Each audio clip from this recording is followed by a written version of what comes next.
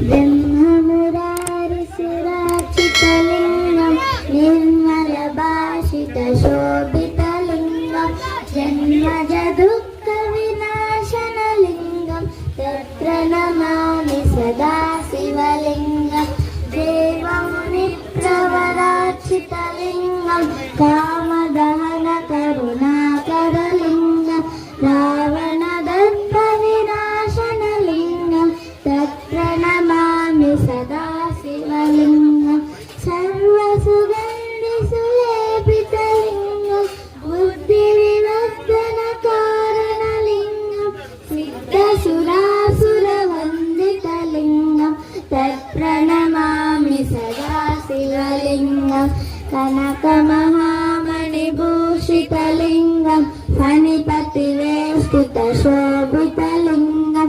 दक्षसुयज्ञविनाशनलिङ्गं तत्र नमामि सदा शिवलिङ्गं कुङ्कुमचन्दनलेपितलिङ्गं पङ्कजहारसुशोभितलिङ्गं सञ्चितपापविनाशनलिङ्गं तत्र नमामि सदा शिवलिङ्गं देवगणार्चितसेवितलिङ्गं भावैर्भक्तिभिरेव च लिङ्गं दिनकरकोटिप्रभाकरलिङ्गं तत्र नमामि सदा शिवलिङ्गम् अष्टदलोपरिवेष्टितलिङ्गं सर्वसमुद्भवकारणलिङ्गम् अष्टदरिद्रविनाशनलिङ्गं तत्र नमामि सदा शिवलिङ्गं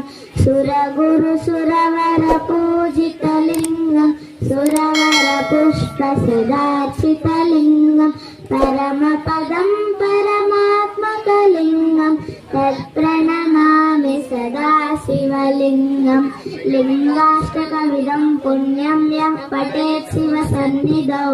शिवलोकमवाप्नोति शिवेन सह मोदते।